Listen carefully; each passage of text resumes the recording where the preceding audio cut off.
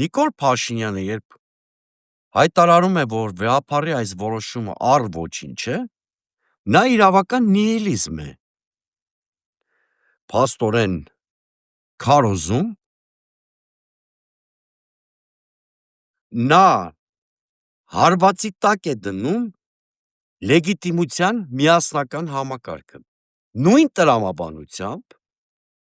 մարդիկ հասարակական քաղաքական կյանքի մյուս սեգմենտները օգտվելով Նիկոլ Փաշինյանի ստեղծած այս նախադեպից կարող են վաղը չէ միսօրը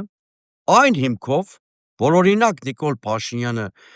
եւ նրա կառավարությունը չեն կատարել կառավարության 2021-ի ծրագիրը, իրենց բազմաթիվ գործողություններով կասկածի տակ են դրել սահմանադրությունն ու սահմանադրական կարգը, ահա բազմաթիվ այլ սեգմենտներ, հասարակության խմբեր, քաղաքացիներ կարող են հիմք ընդունելով Նիկոլ Փաշինյանի նախադեպը իրենց հերթին հայտարարել, որ օրինակ չեն ենթարկվում Նիկոլ Փաշինյանի այս կամ այն հրամանի որոշմանը,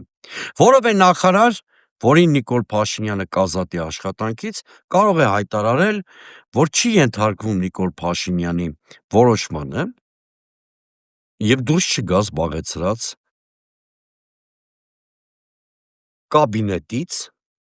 չհրաժարվի իր ծառայողական մեքենայից եւ այլն եւ այլն։ Այսինքն Նիկոլ Փաշինյանը խարխլել է լեգիտիմության միասնական համակարգը, դա փոխարինել է ընտրովի լեգիտիմության մոդելով,